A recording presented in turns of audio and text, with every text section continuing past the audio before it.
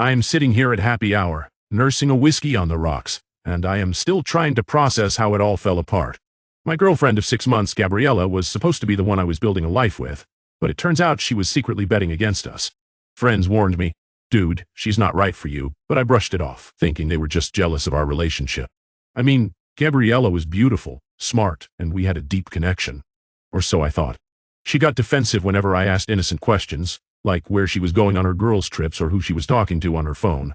I wrote it off as her being protective of her alone time. Then there were the stories that never quite added up. She'd tell me about her job, and then a few weeks later, the details would change. I would ask her about it, and she'd just laugh it off, saying I was being paranoid. I ignored it, thinking I was just being too sensitive. But the real kicker was when I found the receipts. I was looking for some documents in her bag, and I stumbled upon a folder with a bunch of papers and emails. That's when I saw it. She was planning to rent a secret apartment, and the address was in a different city. My mind started racing. What was she doing? I confronted her, and she broke down, telling me she'd been betting on our relationship with her friends. They'd been making wagers on how long we'd last, and she'd been feeding them information. I felt like I would been punched in the gut. But the worst part was yet to come.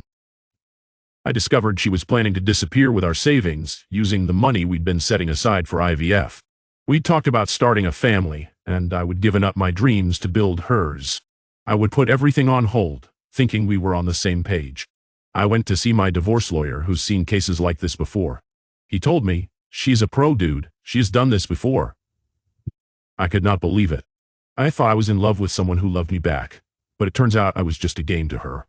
As I sat in his office trying to process everything, he said, "Sometimes you gotta lose to win." I did not understand what he meant at first, but now I do. I lost Gabriela, but I gained a new perspective on life. I keep thinking about all the red flags I missed. If only I would listen to my friends, or paid attention to my gut. But I was too blinded by love. Now I am left picking up the pieces, wondering what could have been.